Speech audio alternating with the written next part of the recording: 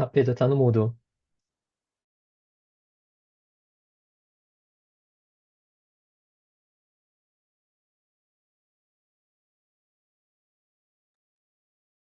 Muito bem, vamos começar então. Boa noite a todos. Gostaria muito de agradecer a participação de vocês em mais um webinar do Hub da Gestão. Hoje estamos fazendo o 45º webinar e o tema de hoje é Valuation, que em Tupiniquim significa avaliação, tá? E essa avaliação, ela é muito útil e necessária para entender o valor real do negócio que nós temos, com base nos resultados financeiros, com os ativos que a empresa tem, o potencial de crescimento que essa nossa empresa pode ter e a posição no mercado. Essa situação ela deixou de ser simplesmente uma metodologia e passou a ser uma ferramenta estratégica que auxilia a tomada de decisões mais seguras e atrair investimentos onde eles se tornem necessários. Diferentemente das grandes empresas, quando a gente fala em médias empresas e pequenas empresas, existe uma carência de um pessoal que tem um nível de conhecimento mais especializado em valuation, tá? O que faz com que as empresas fiquem mais vulneráveis em termos de perderem oportunidades dentro do seu negócio, na melhoria do seu negócio. E é nesse contexto que o Hub da Gestão decidiu trazer a vocês esse tema e a gente não poderia deixar de convidar o Gabriel Umbelino, que é um grande especialista no tema de valuation. Tá? Aí também ele vai se apresentar, mas não é só de valuation especificamente, mas ele tem uma experiência de 27 anos, se não me falha a memória, tá?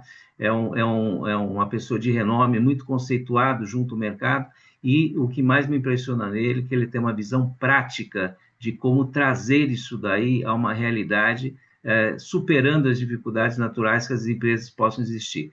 E ele vai estar explorando isso ao longo do dia de hoje. Tá? Agora, antes de a gente entrar no webinar propriamente dito, eu vou pedir para o Thomas passar algumas informações que são úteis para vocês ao longo do webinar e depois a gente retoma na linha do webinar propriamente dito, tá? Thomas, por favor. É, novamente, boa noite a todos. Sejam muito bem-vindos ao webinar de hoje. Eu gostaria de passar só algumas informações com relação à plataforma webinar, né? Para aqueles que ainda nunca utilizaram essa plataforma.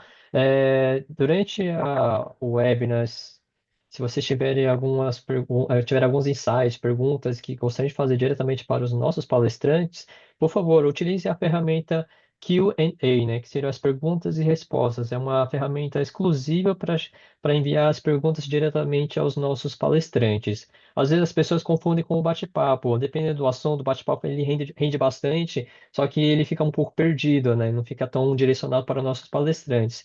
Então, por favor, utilize a ferramenta Q&A para fazer essas perguntas para os nossos palestrantes, que ao longo do webinar eles vão estar respondendo essas perguntas, tá bom? E lembrando também que no final deste webinar, teremos uma pesquisa de satisfação para a gente saber mesmo a opinião dos senhores e de como foi o webinar, de como foi o assunto, pontos a melhorar, então pontos que foram muito bons, né, com relação ao webinar, para a gente sempre estar aprimorando as nossas próximas atividades, tudo bem? Muito bem. Bom, então, dadas essas primeiras informações, eu gostaria só de complementar falando um pouco dos nossos patrocinadores e parceiros, que graças a eles a gente conseguiu fazer o trabalho que a gente tem feito ao longo desses últimos 3 anos, procurando sempre trazer a melhor informação para a camada de empreendedores, para a camada de sócios de empresas e gestores.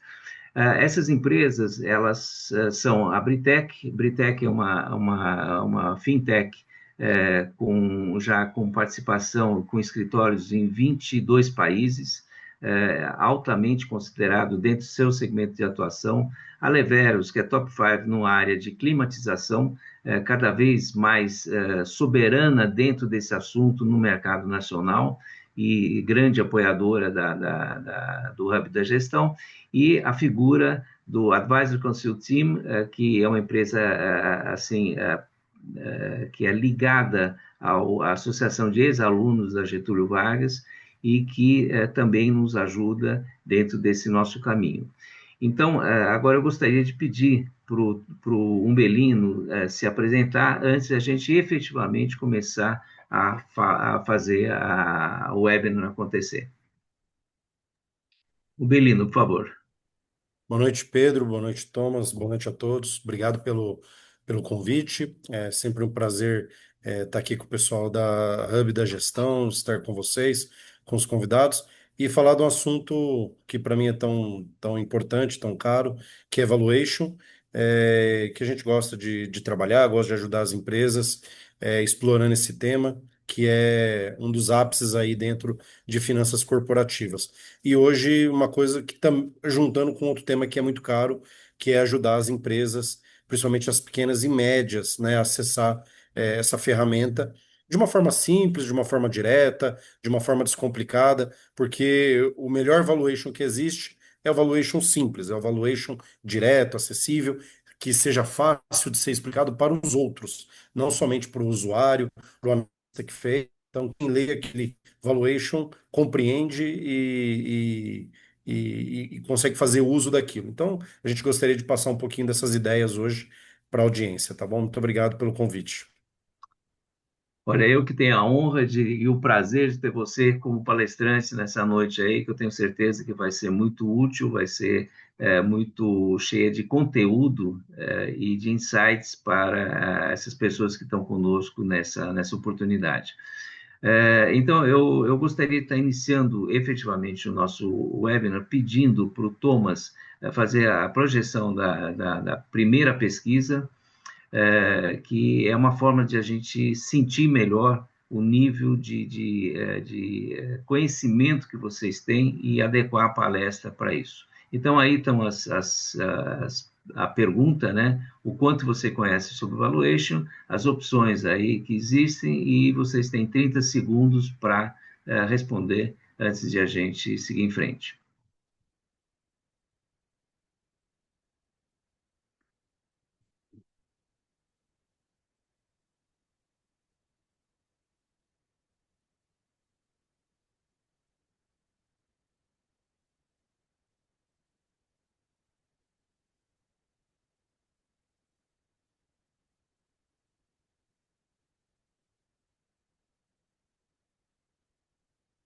Muito bem. Então a gente tem duas colocações aí que eu vou estar falando um pouquinho sobre elas, em que 63% dos participantes eles dizem que minha atividade profissional exige esse conhecimento, o que é muito bom nesse momento, que isso daí já nos sinaliza que temos pessoas aí que já têm um nível de conhecimento bem mais aprofundado em relação a esse tema, tá?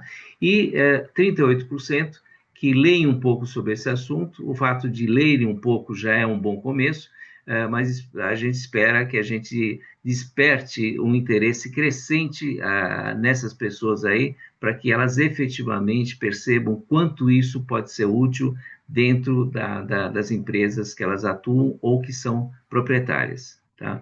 Então, agora eu vou começar fazendo uma pergunta para o Umbelino, porque normalmente valuation tem tido uma conotação mais forte com grandes corporações, etc, etc. O que, a meu ver, é um erro. Tá? Por quê? Porque ela é extremamente útil na figura das médias e pequenas empresas.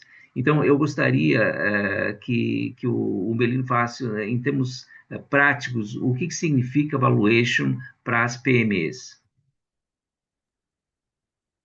Pedro,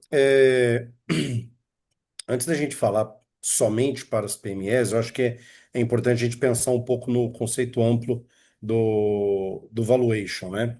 E ele se aplica tanto às big techs, né? As que hoje estão na moda, quanto a um pequeno negócio, né? Então, eu acho que a gente pode pensar como valuation o processo de entender quanto uma empresa vale, né?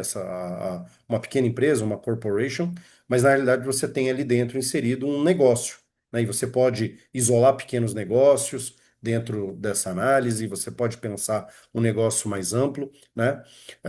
Mas é sempre entender o valor desse negócio, do negócio como um todo, parte do negócio. Tá? Mas o mais importante é pensar que todo valuation ele é uma tradução de uma história em números. Então eu posso, uma história futura, projetar uma história de uma pequena empresa quanto de uma grande empresa, mas fazer a tradução disso em números. Eu acho que o termo storytelling está muito em voga, mas isso é fundamental, porque os números projetados, sejam eles quais forem, vão contar a história daquele negócio. Agora, no caso de uma PME, é importante pensar que você também está contando a história não somente de uma empresa, mas do empreendedor, não é? Então, assim, o que ele fez para trás, como ele construiu, como ele gera caixa e qual que é o potencial de futuro. Sempre relembrando também que valuation é sempre uma projeção ao futuro. A gente vai olhar para frente, a gente vai. É engraçado, né? Contar uma história do passado, como que a gente chegou até aqui, mas projetando o futuro.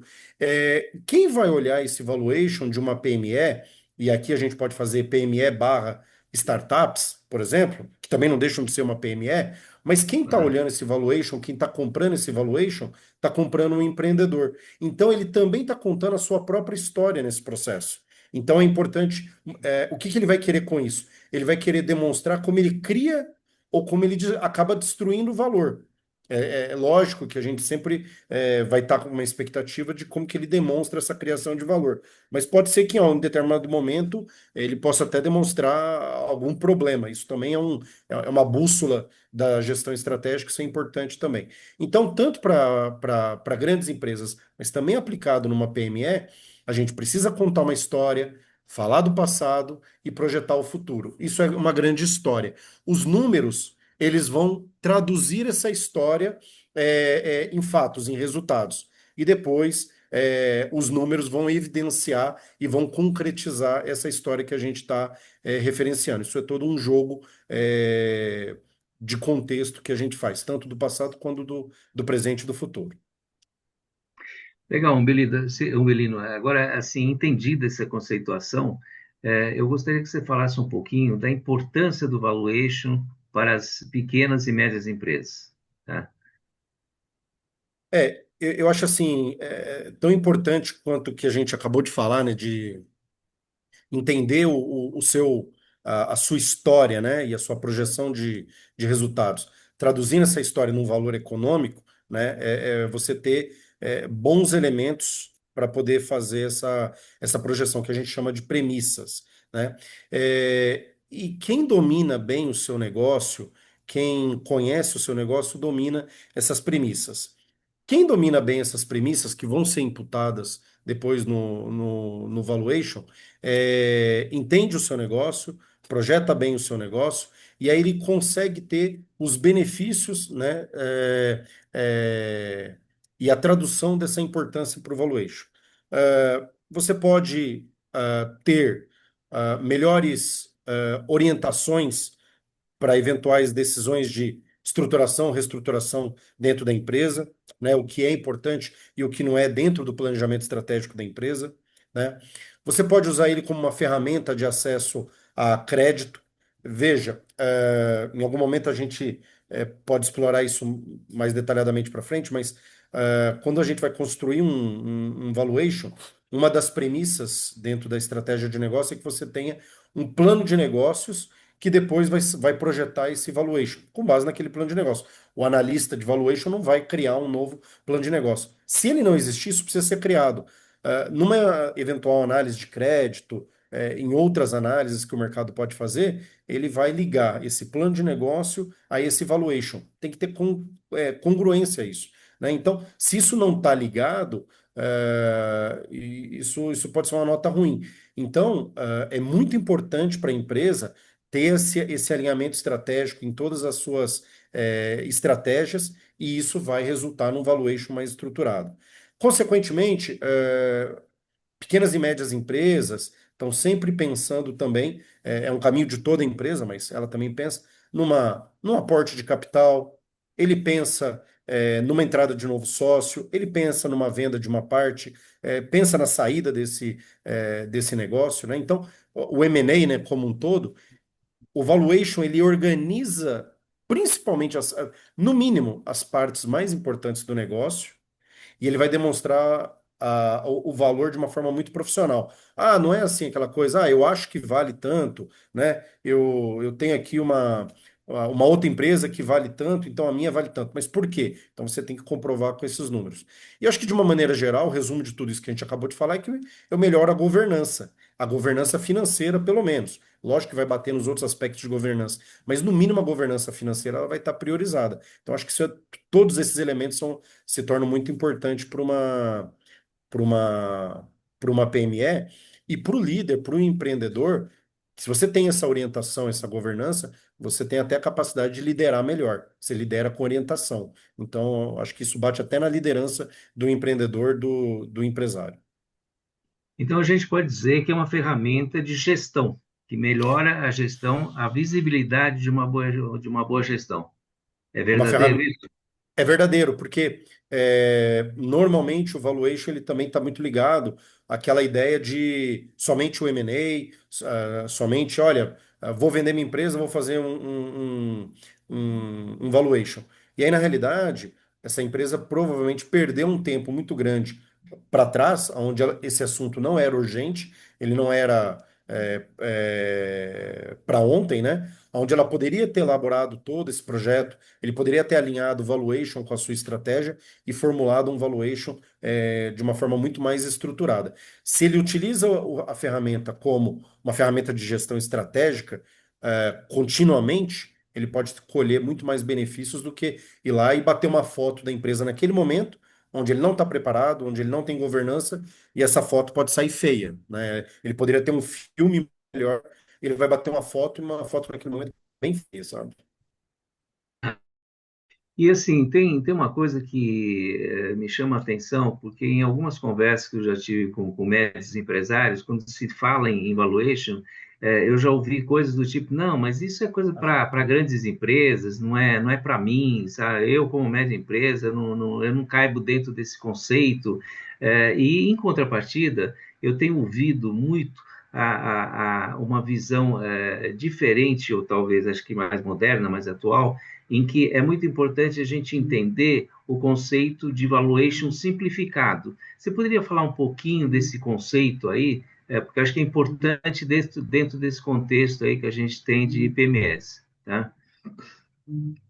Sim. É, Pedro, a gente poderia olhar para o valuation e essa ideia de simplificação, como eu acabei de falar, existem diversos problemas quando a gente inicia a elaboração de um valuation, quando a empresa não está preparada.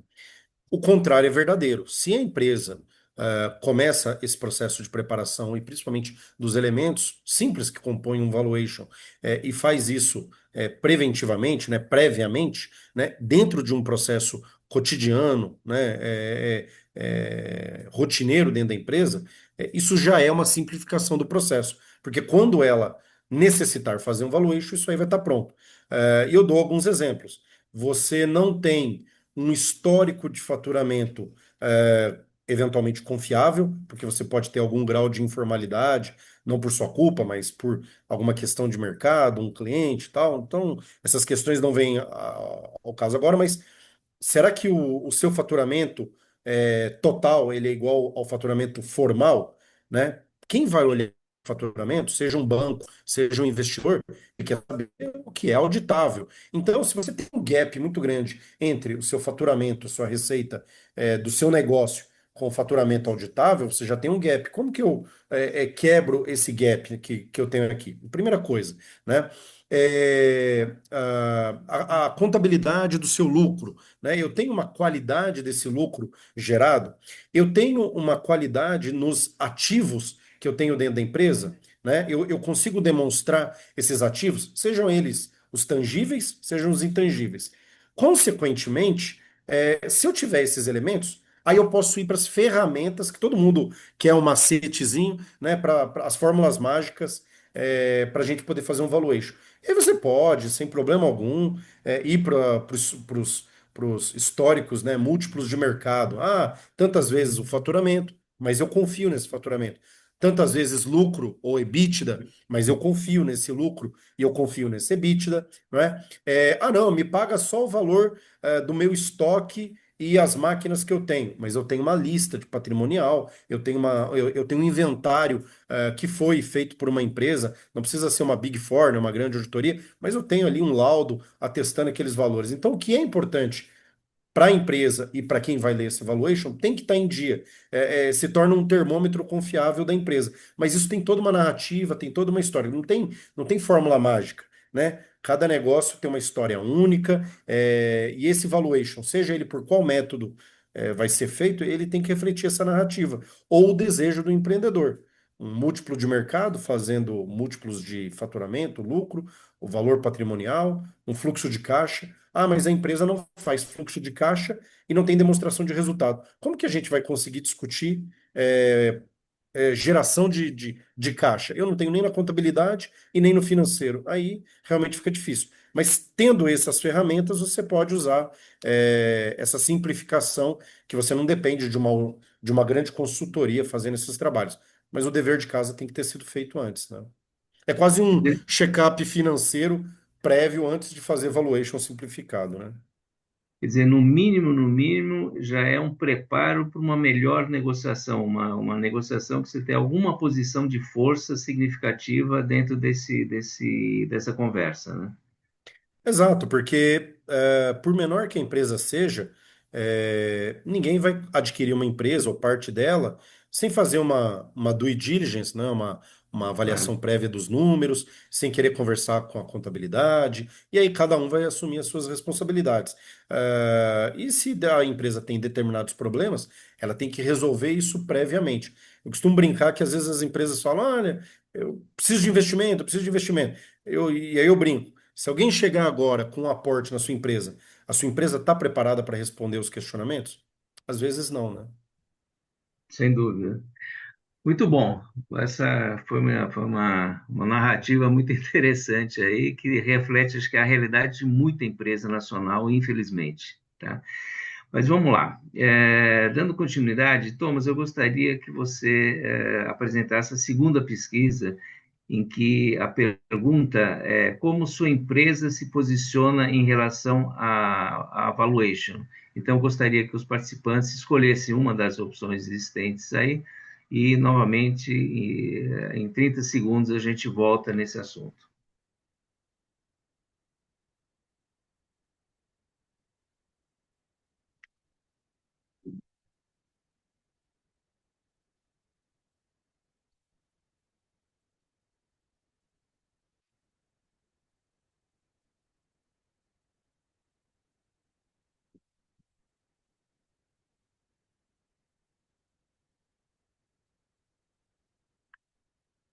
Muito bem. Agora, voltando, a gente tem algumas possibilidades. Vou começar por aquelas que são mais representativas para a maioria dos participantes. 43% dizem que não se fala nisso. Isso significa que esse assunto não é um assunto que cabe dentro da gestão da empresa. Não existe um interesse da empresa, da gestão da empresa, de divulgar, de discutir esse assunto dentro dela. Se fala um pouco, zero. 29% dizendo que se fala, mas não temos ações. Então, é um começo de uma conversa, mas não nada de efetivo é feito nesse sentido. 14% responderam que estamos começando a atuar nesse sentido, o que é muito bom. Todo começo é sempre bem-vindo, tá? E que seja bem sucedido nessa iniciativa. E outros 14% que temos uma área que cuida disso daí, que é já um sinal de maturidade dentro da gestão da própria empresa, tá?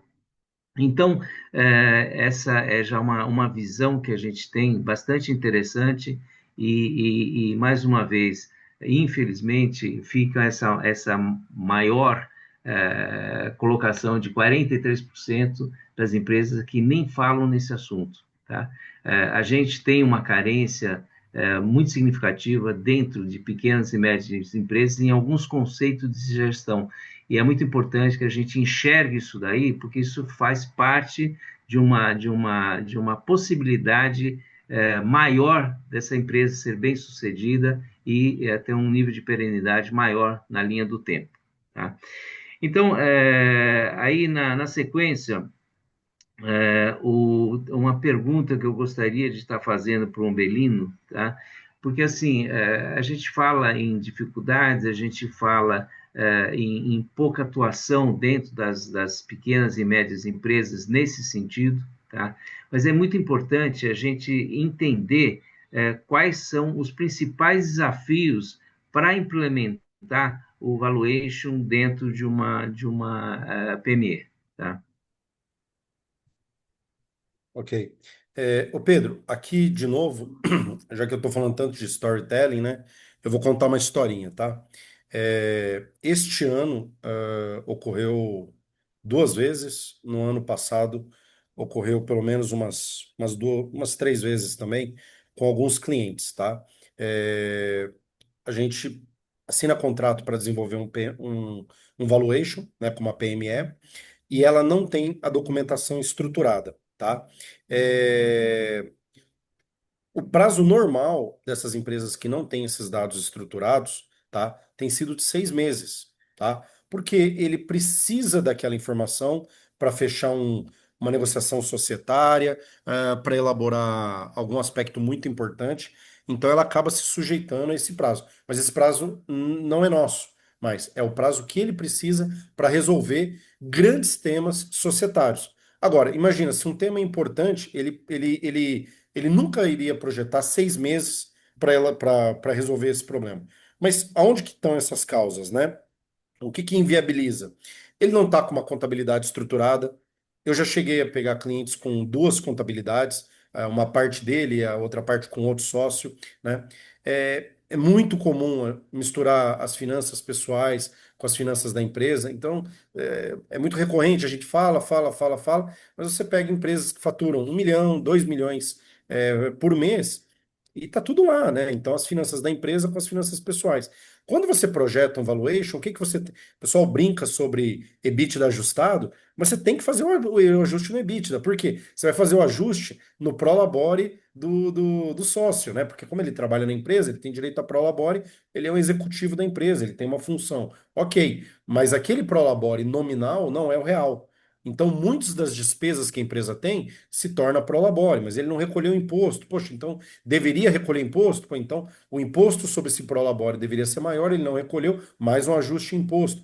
Então, você cai por uma série de atividades que. Ah, mas ninguém definiu esse prolabore. Mas qual que vai ser o prolabore, então? Veja, então você começa a olhar o passado, começa a ter que ter definições de governança que você nunca sentou para discutir para projetar o futuro, né? Então, as empresas elas carecem dessa estrutura mínima para que você possa ter uma base consistente do passado, para que você possa dizer, olha, então na realidade, aqueles 30% de margem, na realidade são 15, são 10. E aí sim eu posso projetar com 10. Porque se eu projetar com 30, ele não é consistente, e quando eu cair na due diligence, isso não passa. Então, o maior risco de um valuation, ele não está na fórmula, ele não está na execução, ele está nas premissas. Se a premissa vem com defeito, se ela vem com dificuldade, né, ela vem com erros, tá certo? Eu preciso ajustar a premissa. E é nessa parte que a gente gasta mais tempo. Então, o grande desafio é ajustar a base, é ajustar a governança financeira, para que você possa ter uma consistência na projeção do valuation, olhar para o futuro. Eu não posso projetar com uma premissa errada, né? Então, dificuldade, quais são os grandes desafios? Dificuldade de estimar um fluxo de caixa correto, porque o valuation é projeção de fluxo de caixa futuro, mas se eu não domino o meu faturamento e se eu não domino os meus percentuais de despesa, o meu fluxo de caixa, né, o lucro, fluxo de caixa dos lucros vai sair errado, né? Eu tenho dificuldade Por exemplo, se eu vou olhar o balanço, ninguém tratou os intangíveis da empresa. Ah, mas é uma empresa de 40 anos e tem uma marca reconhecida. Ok. Você tem essa marca registrada, no INPI? Não, não tem. Bom, então deveria. Será que ela tem um valor, né? Você tem alguma propriedade intelectual? Claro, nós somos um laboratório, nós somos, uma fábrica com tecnologia. Tá, mas você tem alguma patente registrada? Não, mas aqui todo mundo é de confiança. Então, esses elementos, quem for adquirir, não vai olhar para essas pessoas que ele não conhece, ele vai olhar para fatos, né? A minha carteira de clientes, ela tem contratos? Não, aqui a gente se relaciona com o cliente há muito tempo e vamos na churrascaria toda sexta-feira. Mas você não tem contrato? Não, não precisa. Somos grandes amigos. E quem está comprando vai querer os contratos, e você precisa regular essa relação. Então, eu acho que esses elementos é o que forma o valuation. E quando você chega numa PME, você não tem isso. Isso é uma dor tão grande, é um desafio tão grande para essas empresas, Pedro, que só contando a última parte da história, nós Hum, elaboramos um produto dentro da Aureum, né, da nossa empresa, que se chama Valuation Builder. Nós pegamos os 6 meses que a gente tem visto como recorrente de necessidade para poder, para que o cliente possa gerar esse número, né? Com mais 6 meses, de eventuais benefícios na estratégia, plano de ação, e nós criamos um programa de um ano de acompanhar alguns dos nossos clientes na construção, né? Valuation Builder, da construção do seu valor, da construção da sua empresa, né? E aí ele vai ajustando os seus fluxos, ajustando a sua contabilidade, né? Esse ano nós começamos um programa desse, com um cliente, e isso foi em junho, tá? Junho desse ano, 2025. E nós pedimos as DREs, as DFs, né, demonstrações financeiras, de 24. E ela veio retroativa a maio. Eu falei, não, gente, nós já estamos em junho, vocês já têm a de maio? Ah, não, isso aqui é maio de 24. hum. Um pouco Nós tivemos defasado. um pouco defasado. Nós tivemos que esperar 7 meses de atualização. Ah, mas é porque o cliente, né, ou seja, o meu cliente não tinha passado, né, para a contabilidade os extratos bancários. Então, veja, era como que realmente era necessário. Então, às vezes não são grandes desafios, mas é a qualidade da gestão e a governança financeira. Sem dúvida. Assim, quando a gente fala em desafios, e principalmente quando a gente fala na vontade de passar por cima desses desafios, mitigar os riscos que esses desafios trazem, etc., etc., etc., que estratégias que você sugere ou que você cita para que a gente possa superar esses desafios propriamente ditos? Bom, aí é só. Eu vou ser mais curto agora, né? É só pegar o que eu acabei de falar e fazer o contrário, né? Então, é mais simples. Então, é assim: a gente recomenda uma organização do financeiro. Eu sou contador, né, por formação. Eu sou completamente favorável a alguns serviços que a gente conhece como BPO, que é a terceirização, né, o outsourcing de algumas atividades internas. E algumas contabilidades oferecem esse serviço junto com o financeiro. Então, se a empresa ela não tem nada a esconder, vamos dizer assim, por que não gerenciar a sua contabilidade com o seu financeiro? Isso não tem, existe, demanda confiança, né? E confiança mútua, né, entre o fornecedor e o cliente, mas eu acho que é muito positivo, né? Você tem uma otimização dessa atividade, né? Dentro da gestão, separar, né, o que é pessoal do empresário, o que é da família, né? Daquilo que é da empresa. Acho que isso é muito importante. Relembrando, fazendo uma nota aqui, abre parênteses, não é o nosso assunto do dia, mas a reforma tributária está aí, daqui 2 meses e qualquer coisinha. As mudanças da reforma tributária, a gente pode dizer assim, reforma tributária igual digitalização, do fisco. Então, todos os elementos de digitalização que a gente está tendo, dentro do mundo financeiro, vão ser levados para a reforma tributária. Então, esses elementos de descontrole, desorganização que a gente tem hoje nas empresas, eles vão saltar aos olhos na fiscalização. Então, veja, não estamos falando só por causa de valuation, mas é porque isso vai corroer valor das empresas, por exemplo, por uma autuação do fisco. Isso pode ocorrer, né? E aí, eventuais PMS podem dizer, olha, mas eu sou simples, e o simples, né, simples nacional vai mudar depois. É verdade, mas muitas PMS já são lucro presumido, algumas têm exigência dos seus clientes para serem lucros reais, lucro real, então essa exigência já vem de curto prazo. Mas eu acho que, eu sempre falo, o sonho de todo empresário deveria ser lucro real, ele tem tamanho, pujança para isso. Se ele for ou se ele não for, o que que ele deveria ter então? Fazendo aqui o checklist. Ele deveria ter uma DRE, por mais simples que seja, assinada pelo seu contador, faturamento assinado pelo contador, estruturado, alinhado com o negócio dele, o fluxo de caixa semanal, mensal, né, que mostre ali a realidade dele. Ele tem um inventário dos ativos e dos passivos, os ativos que estão em poder dele, que estão em poder, às vezes, de um cliente, de um terceiro, às vezes a característica do negócio leva a isso, né? Como eu falei na outra pergunta, né? Documentar, ter todos os contratos alinhadinhos com seus clientes, pelo menos com os principais clientes, ter o mínimo de documentação dos processos, pelo menos os processos chaves. Eu acho que tudo isso vai contar uma história coerente dos seus resultados. Quando eu disser que o meu negócio gera 30% de margem líquida, eu vou ter todos os elementos para comprovar isso. Acho que isso é fundamental. E relembrando que depois eu ainda tenho duas formas, alguns stakeholders, né? Então, assim, eu posso falar isso para um investidor, eu posso falar isso para um banco, eu posso falar isso para o governo. Então, essa documentação, essa organização só pode fazer bem para a empresa. E com todas as evidências que clarificam e ajudam muito nessa conversa, né, Umbelino? E assim, Exato. dentro desse contexto todo que você está explorando tão bem, desses cenários de empresarial, uma pergunta, tá? Quais são os fatores mais relevantes que impactam ou prejudicam os processos do valuation? Tá?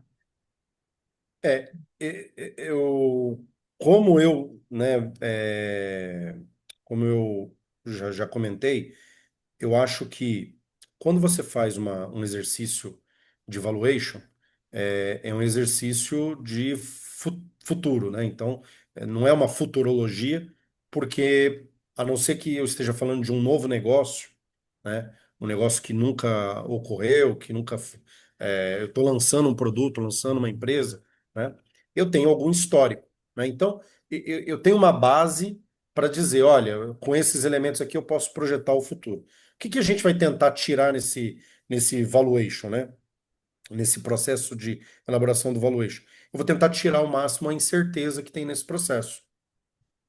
Então, parte de todos esses elementos que eu falei agora nas últimas duas perguntas, eles adicionam incerteza ao meu modelo de valuation. Então, eu odeio essa frase, né? Ah, que o Brasil é incerto e tal, porque realmente a gente tem os nossos problemas, mas faz parte do nosso modelo, né? Então, do nosso modelo de Brasil, de negócio, tá tudo ali. Também tem muita oportunidade nos nossos problemas, né? Então, por isso que eu não gosto. Mas se a Sem gente já dúvida. tem esse grau de incerteza e o risco Brasil já está ali dentro, eu digo assim porque a gente tem que mensurar, né? Então tem que ponderar quanto que é esse risco Brasil, ele vai para o valuation também. Então alguém vai pagar um prêmio maior porque tem uma empresa aqui no Brasil. Se fosse uma empresa na Suíça, pagaria um prêmio menor, né? O que todos esses processos que a gente estrutura é para diminuir esse grau de incerteza. Então, voltando e sendo repetitivo, né? Eu acho que assim, alguns elementos são importantes. Todos esses processos que a gente falou há pouco, eles visam também identificar e ou diminuir a dependência do dono nessa modelagem do valuation, tá?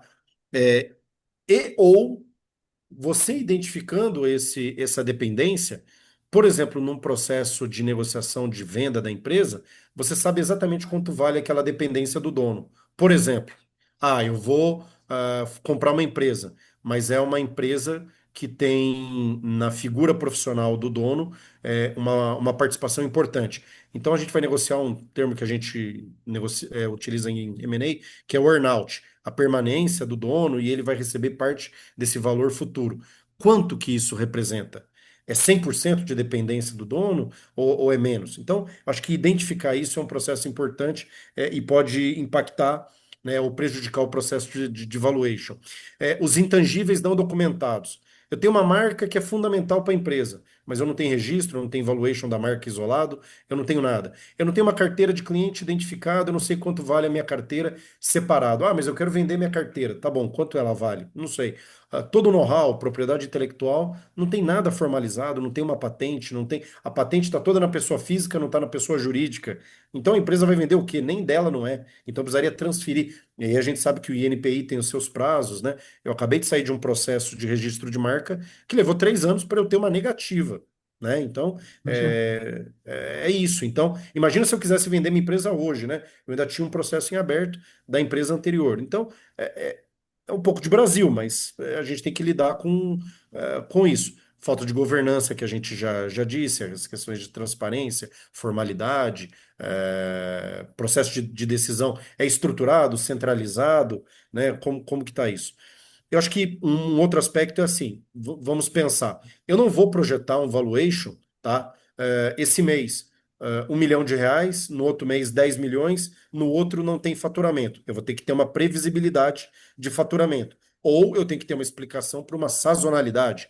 É uma fábrica de chocolate e tal. Mas mesmo nessa sazonalidade, eu não tenho volatilidade, que são coisas diferentes. Então, assim, eu não vou projetar lucros instáveis. Se eu tenho lucros instáveis na minha base, isso pode prejudicar o processo de valuation, né? Então, como que eu explico isso? Será que isso é normal? É não recorrente? Tem uma explicação. Lógico que há pouco tempo atrás a gente ignorava 2020, eu ignorei 2021 durante muito tempo, do histórico das empresas, por causa do efeito Covid. Algumas empresas triplicaram, quadruplicaram o seu faturamento e outras foram a zero. Nenhum dos dois números eram reais, não é? Porque a Covid fez muito bem para alguns negócios e aquele período fez muito mal, ou então foi fatal para algumas outras empresas. Então, essa volatilidade ela tem que ser explicada ou então recusada, refutada dentro do modelo. Mas a gente também tem que ter explicação para isso.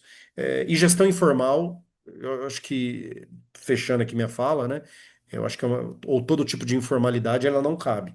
Por quê? Quem vai olhar o valuation vai querer ter elementos de quem? Não do valuation, das premissas, não é? Então, se eu não tenho como comprovar aquelas premissas, isso não cabe. De onde que vem uma premissa que não pode ser comprovada? De algum nível de informalidade na gestão. Então, a gente tem que refutar isso aí, e isso não vai para o valuation. Isso é descartado completamente. Se não tem um contrato, se não tem um registro, se não tem documentação, se não tem algum elemento do governo, quando, né, governamental, isso não vai para o valuation porque eu não consigo comprovar aquilo.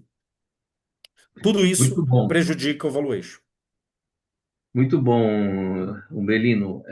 Assim, eu vou explorar agora ao extremo a tua competência e a tua experiência dentro do terreno de valuation na atuação junto aos seus clientes, tá? E aí, uma pergunta. Eu acho que, de uma certa forma, você já deu a entender isso daí, mas eu queria consolidar isso daí, tá? Sintetizar isso daí. Que benefícios que uma empresa tem quando ela pratica efetivamente o valuation, tá? É, de uma forma muito direta, tá? É, eu acho que o valuation, ele é uma medida, ele é a formalização dos elementos de confiança de uma empresa. Então, é você colocar ativos de valor, colocar confiança em ativos de valor. E você entrega isso para quem está lendo aquela história, história financeira daquela empresa, né? E o que que o mercado retribui com essa documentação, que depois vai para um relatório de valuation, mas está tudo condensado, toda uma história da empresa, todo o passado, a projeção, premissas bem estruturadas. Pedro, resposta direta e clara. Se eu comparar duas empresas exatamente iguais, mesmo negócio, mesmo faturamento médio, market share, duas empresas exatamente iguais. Essa empresa, com essa documentação, com essa estruturação, o valuation da que tem, normalmente ela recebe um prêmio de pelo menos 15% no seu valuation, simplesmente pela redução da incerteza.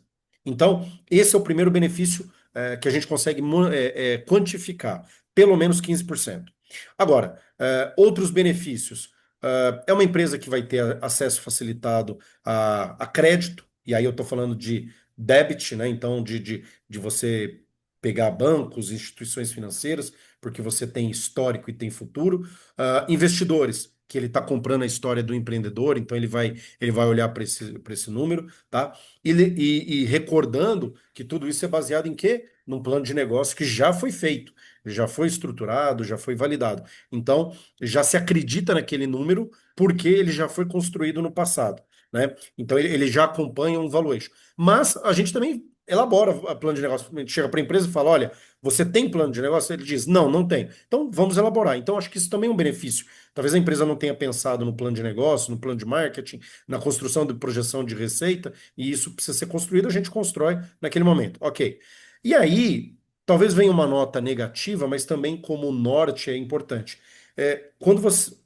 A gente sabe que o valuation ele é um exercício de entender numa curva do ciclo de vida das empresas em que ponto que a empresa está. Então, veja, startup, a empresa está em crescimento, estabilidade, né? Ela entra no seu auge aqui e fica durante um período, pode ser um longo tempo ou menos, e depois ela tem um declínio. O declínio ocorre por quê? O declínio ocorre por a queda de um produto, uma regulamentação do mercado, do governo, uma mudança geracional.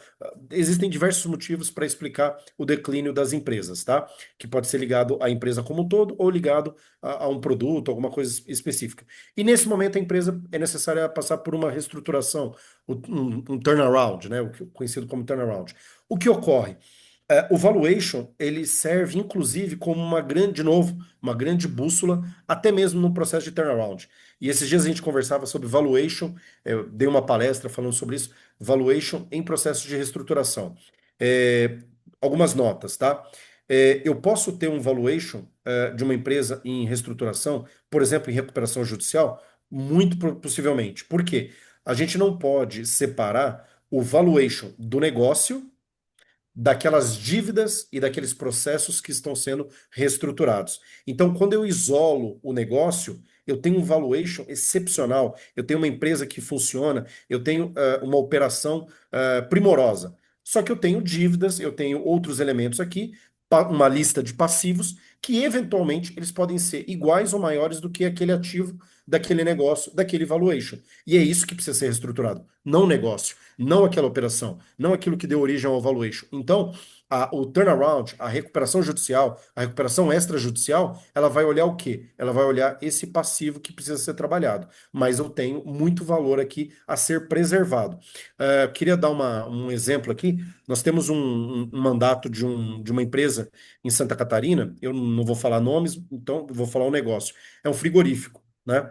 E dentro do processo de recuperação judicial, Pedro, você tem um elemento judicial, né? Ou seja, precisa passar por uma decisão do juiz, que é a unidade produtiva isolada, UPI, tá? O que significa isso? Eu tenho um conjunto de ativos dentro da empresa e aquilo que não seria significativo para a recuperação judicial da empresa, eu posso isolar e vender. Por exemplo, a empresa tem um terreno fora que não está ligado à operação e tal. Então, isso é muito comum, tá? Saiu uma decisão em Santa Catarina que uma juíza isolou um frigorífico inteiro, toda a operação do frigorífico, numa UPI. E eu falei, gente, mas eles não têm nada mais do que o próprio frigorífico. E qual foi a inteligência da juíza, né? Ela falou: olha, eu vou isolar o frigorífico como uma UPI, vende-se o frigorífico e ele possivelmente ele vai estar numa razão muito equivalente ao tamanho da dívida. Então, ela também, tendo todo o interesse em encerrar a recuperação judicial, falou: se a gente vende a UPI, eu liquido a recuperação judicial. E só para você entender, quem adquire a UPI não ele isola completamente. Ele leva só o ativo. Ele não tem ligação alguma com a massa falida, com as dívidas, com processos de qualquer ordem, acabou. Ele compra um negócio novo, mas que já tem a sua história e tal. E ela tomou essa decisão. Então, veja, esse negócio tinha um valuation, esse negócio tinha um valor, né? Então, isolado do passivo. Então, eu acho que é um grande exemplo de um benefício que quando você olha as operações isoladas e você mantém o lucro operacional desses negócios, o seu valuation está preservado, entendeu? Nossa, muito bom. Esse histórico todo que você deu aí, ele é cheio de visualizações de cunho prático dentro daquilo que acontece no mundo empresarial, tá? Eu vou trazer uma pergunta que foi feita pelo Fernando Carvalho. Eu até segurei um pouquinho, tá? Mas assim, eu acho que é mais do que o momento. É, a pergunta dele é: se uma empresa tem um grande potencial de crescimento no futuro por conta de uma tendência, mudança de mercado, esse valor futuro é considerado no valuation ou apenas o histórico já realizado? Nesse caso, como a avaliação é feita? Que ótima pergunta que eu posso puxar a sardinha para a minha parte técnica aqui, né? Uma coisa que eu não tinha falado ainda. Então, falando rapidamente do valuation, tá? Novamente, a ferramenta, tá? Simplificando, a gente olha o passado para poder definir parâmetros de projeção. Então, olhei o passado, não uso ele, eu faço uma barreira aqui e uso somente aquelas métricas para dizer, olha, qual era a minha margem, qual é o meu faturamento histórico. Então, eu tenho o passado. Ok. Eu faço uma projeção, respondendo a pergunta do Fernando. Eu vou fazer uma projeção de 5 ou 10 anos. Será que eu tenho capacidade de de conhecer o mercado para uma projeção de 10 anos? Pode ser que sim, pode ser que não. Então, normalmente a gente trabalha com 5 anos, porque ele é ligado ao plano de negócios, ao plano estratégico. Normalmente a gente faz esses planos em torno de 5 anos, e aí você casa um plano no outro. Ok. E aí, no final dessa projeção, você tem a perpetuidade, tá? Que é o que eu vou usar para responder a questão do Fernando. O que que ocorre?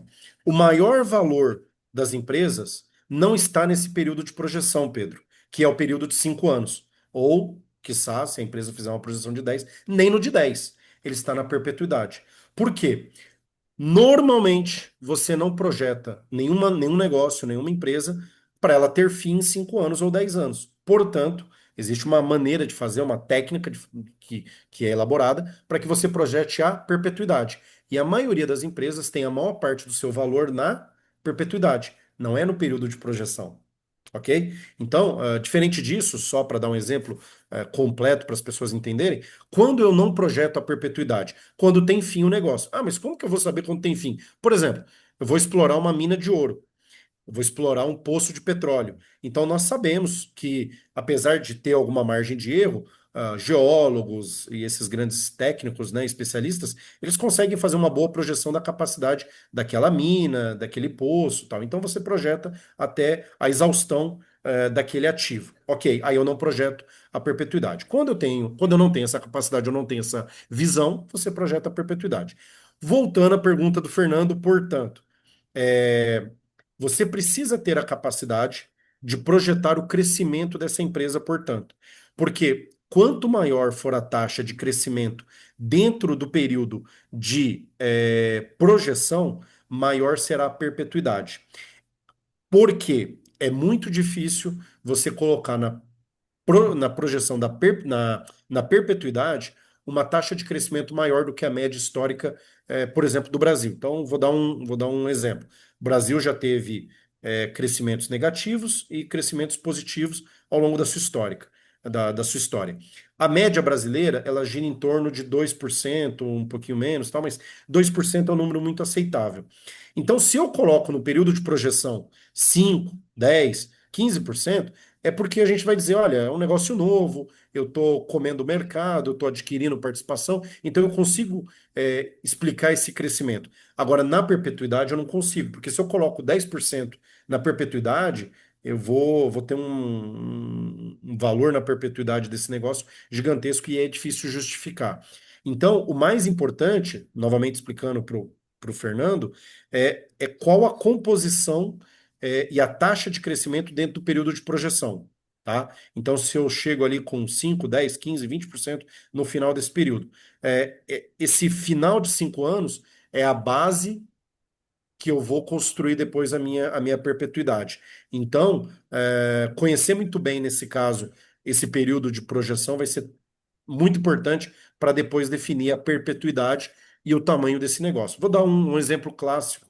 É assim, alguém ousa imaginar o que vai ser, né, do valuation da OpenAI, né? Então, a empresa do ChatGPT, hoje ela passou a ser uma empresa com fins lucrativos e passou 27,5% do seu capital para a Microsoft. Então, ela já era uma gigante sozinha, aliado oficialmente, né, e dentro da estrutura societária da Microsoft, qual a capacidade dela? Num negócio avaliado, numa transação avaliada em 137 bilhões de dólares. Então, assim, aonde que está a maior parte do crescimento dela? Nos próximos 5 anos ou depois de 5 anos? É difícil, é uma missão ingrata fazer um valuation desse, sabe?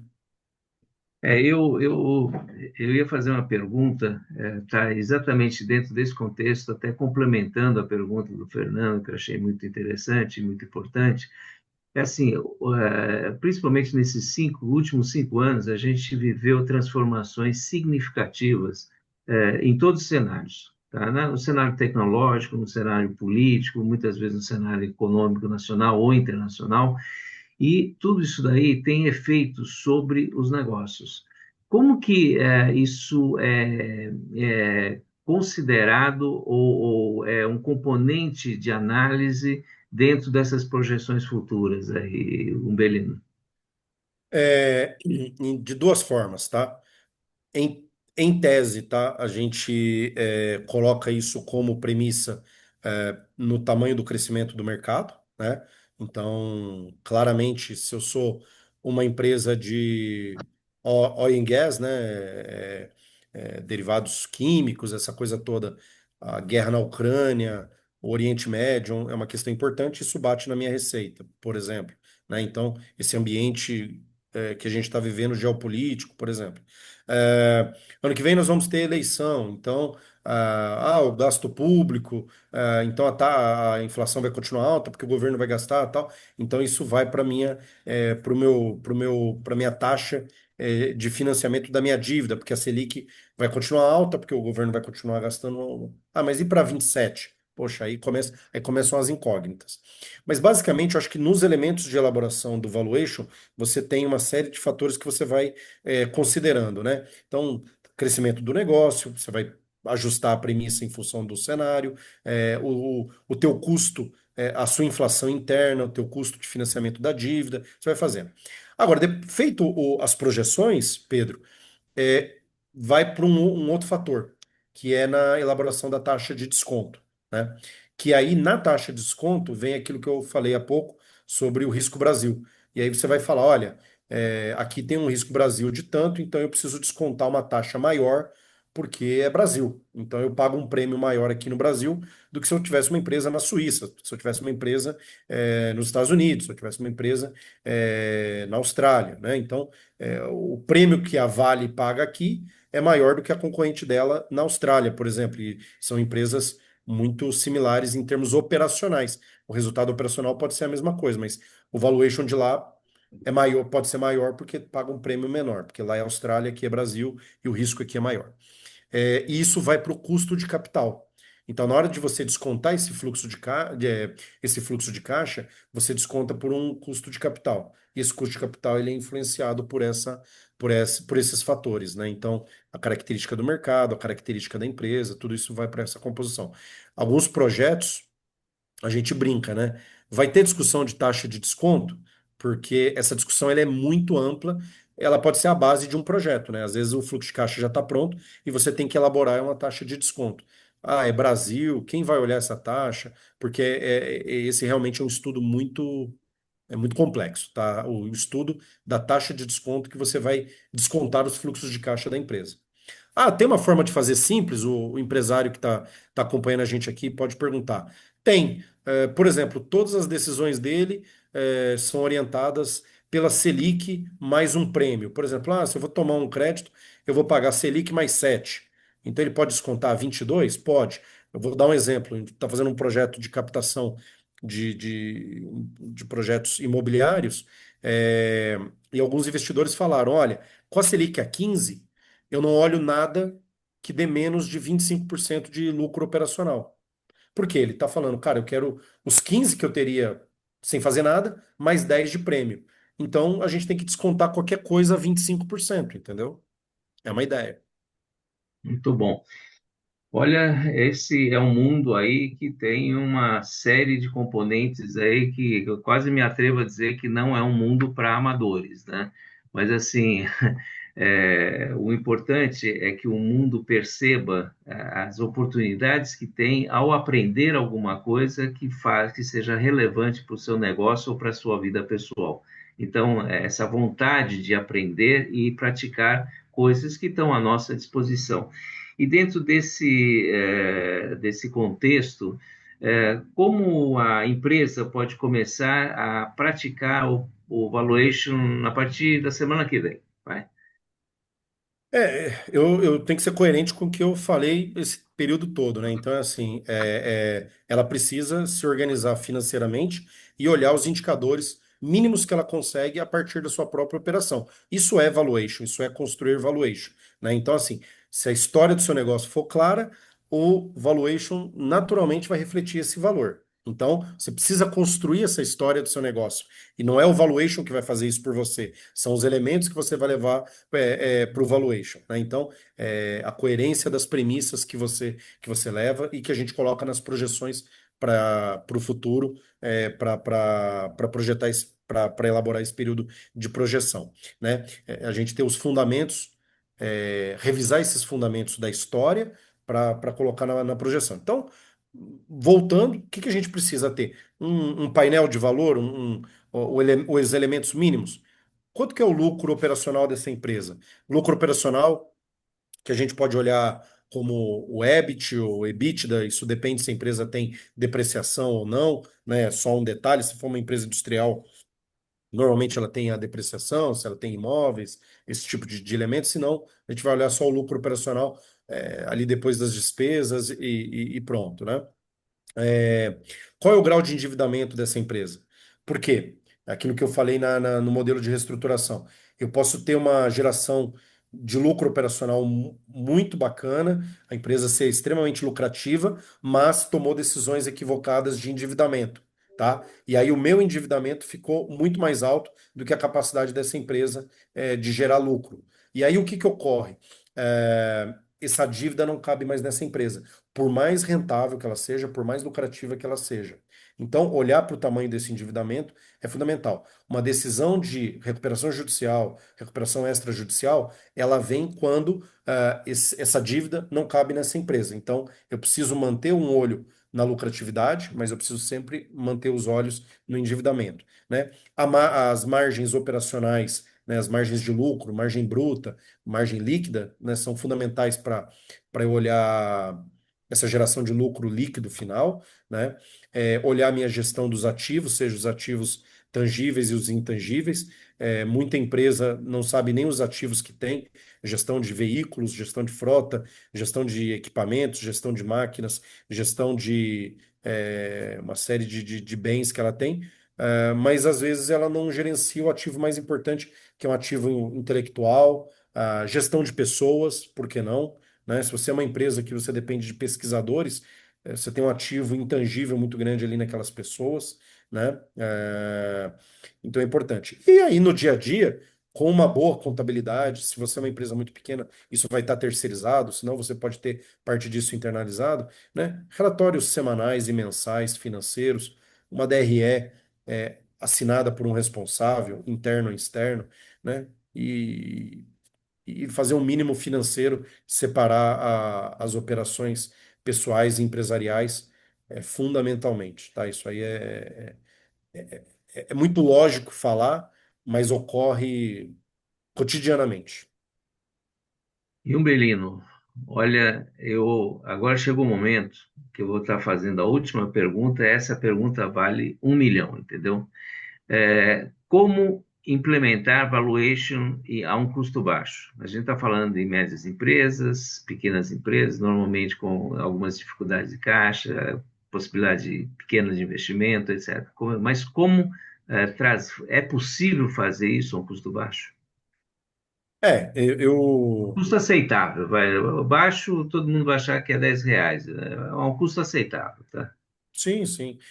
Eu acho que assim, existem diversas consultorias de entrada, que podem ajudar.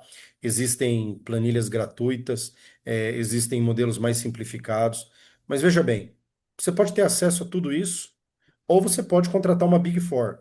Se tudo que nós falamos para trás não estiver pronto, não vai adiantar de nada. Então, se você tiver Claro. feito todo para trás que a gente comentou, você pode fazer um múltiplo do seu faturamento, você pode fazer um múltiplo do lucro, você pode fazer uma projeção do seu resultado nos próximos 5 anos. Provavelmente você vai ter um plano de negócios, você vai ter discutido, você vai ter por exemplo, um conselho, né? Nós falamos muito lá na IGV, os nossos amigos do ACT, sobre os conselhos consultivos, não é?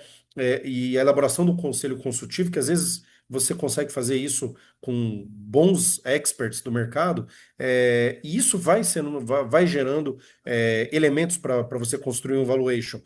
Às vezes um conselheiro pode aportar know-how, ele tem lá alguma experiência com finanças corporativas, ele pode ajudar, né? Pequenos cursos que podem fazer isso, né? Então, acho que assim, não são grandes custos. Eu acho que para a PME, o mais caro não é o valuation, é não saber quanto vale. Por quê? Se eu tiver uma oferta hoje, se alguém bater na porta da minha empresa, eu não tiver a mínima noção de quanto a minha empresa pode valer, qual que é o custo dessa informação? Né? Então, assim, quanto que vale eu perder uma oportunidade de venda do meu negócio se a oferta for boa? E quanto vale o erro de eu ter vendido por um valor menor do que ela valeria, né? Quanto tempo eu precisaria para sair de um valuation de 1 milhão para 2 milhões? Será que isso não vale uma pequena consultoria, né? Então, para amanhã, se você tiver faturamento, lucro, existem diversas pequenas ferramentas que você pode utilizar. Agora, no médio e longo prazo, que nível de valuation você quer ter? Que nível de gestão que você quer ter? Que estrutura de gestão que a empresa quer ter, né? De novo, é uma ferramenta de gestão e que você pode estruturar a implantação disso no médio e longo prazo por custos bem, bem pequenos, tá? Perfeito. Tá? Bom, E como ferramenta, por exemplo, se você faz um budget para o ano, nós estamos em período de planejamento estratégico e orçamento, né? Fazer os orçamentos, tá? No final do orçamento, você já tem os elementos para construir um valuation. Ok, ninguém vai construir um budget para não acompanhar ele ao longo do ano.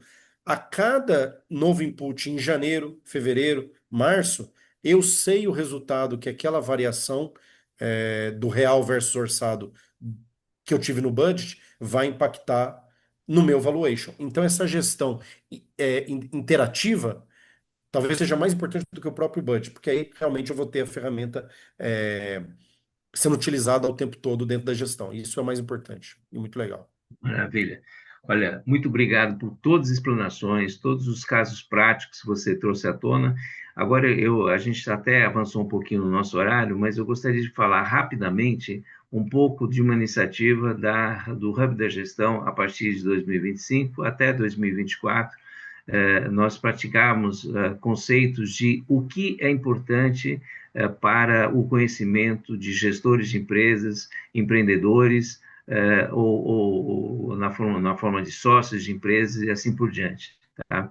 A partir desse ano aqui, até por demanda de alguns sócios de empresas, eu mudei um pouquinho essa estrutura e complementei, continuamos fazendo o que é importante, mas também complementando com o como fazer isso daí acontecer dentro das empresas. Tá? Era uma grande questão que alguns empresários trouxeram a mim. Olha, achava ótimo estar presente no nosso webinar, mas chegava em casa e falava, e agora? Como que eu faço isso daí acontecer? Então, a gente está agora, a partir desse ano aqui, ajudando as empresas a entenderem como fazer isso daí, tá?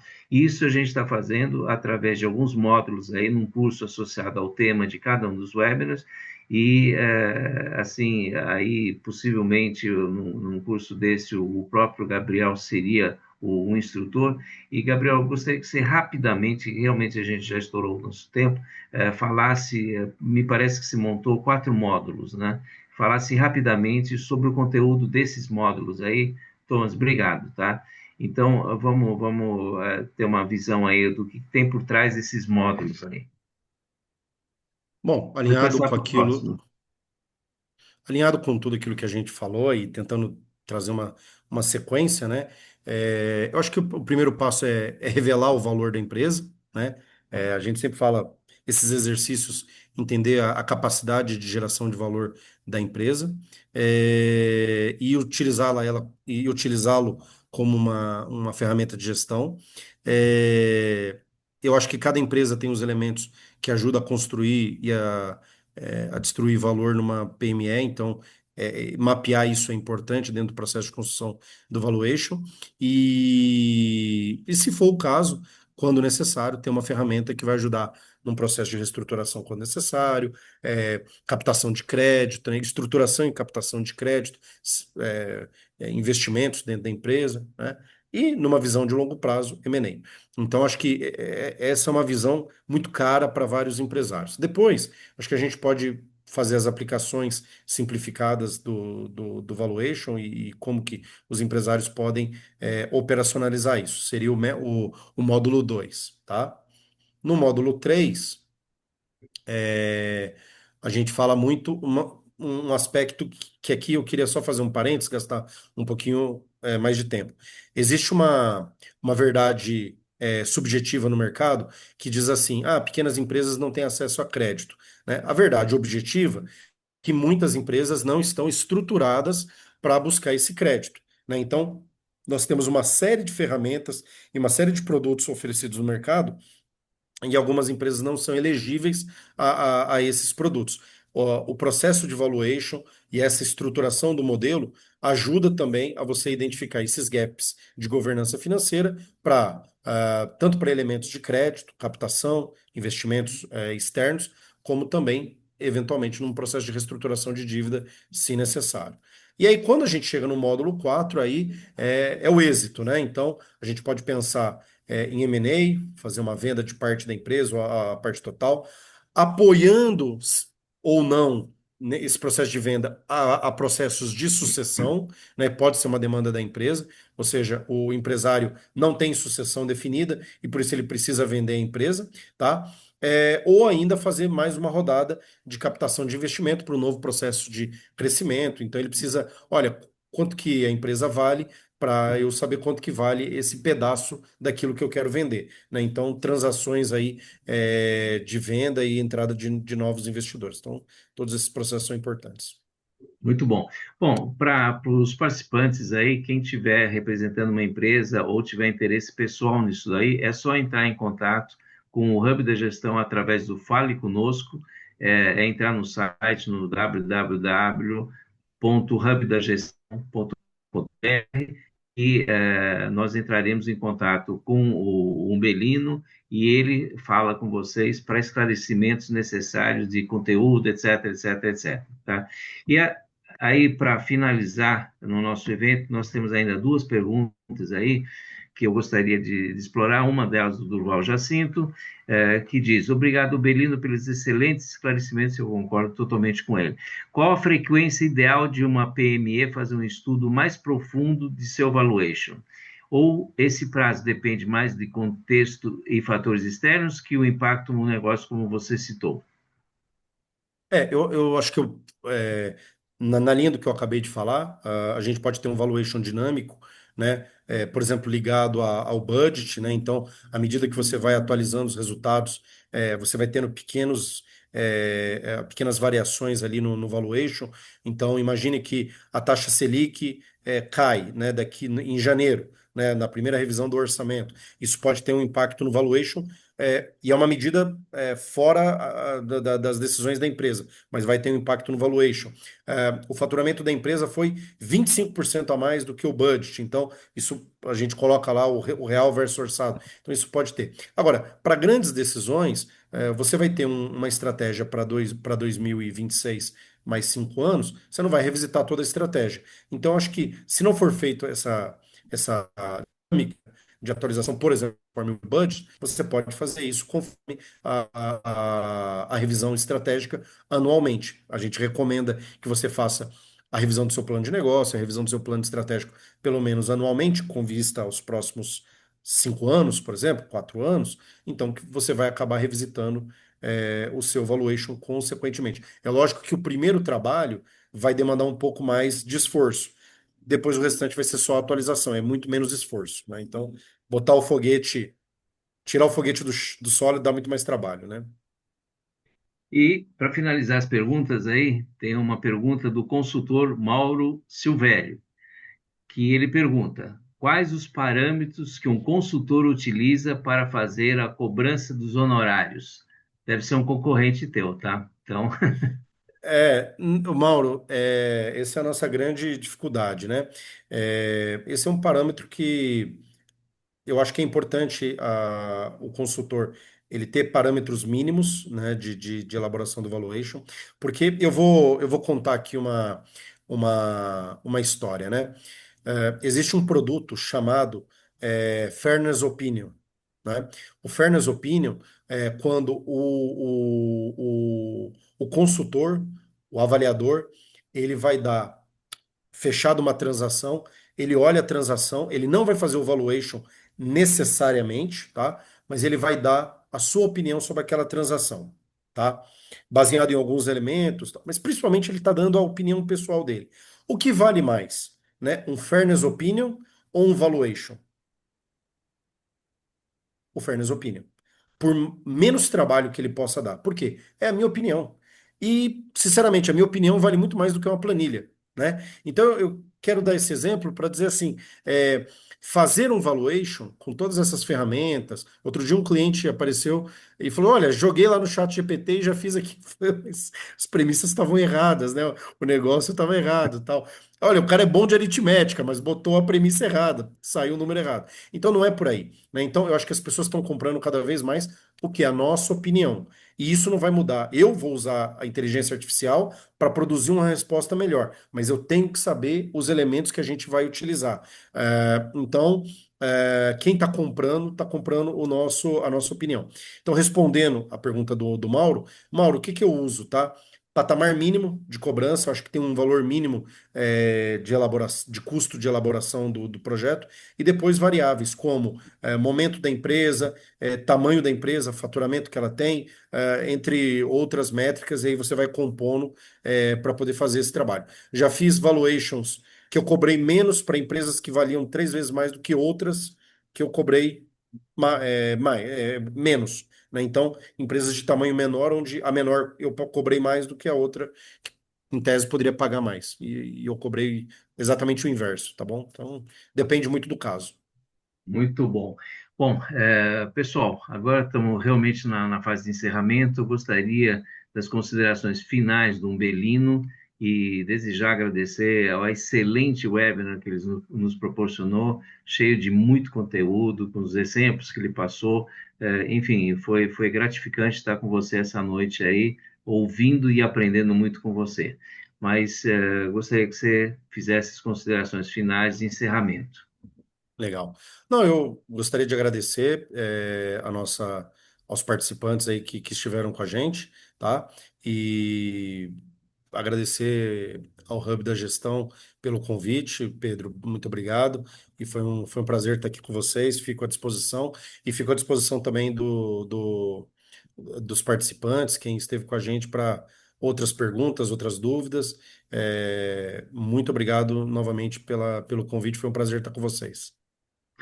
Olha, eu que agradeço, foi uma honra ter você no nosso programa de webinars, no 45º webinar, e agradeço muito a participação de todos nessa noite, e gostaria de relembrar que os nossos webinars gravados e disponíveis no nosso site, relembrando o endereço www.hubdagestão.com.br, e lembrando a vocês também a importância de vocês responderem, tem o QR Code aí, a nossa pesquisa de satisfação, que é sempre útil na sinalização de onde a gente pode eventualmente melhorar alguma coisa.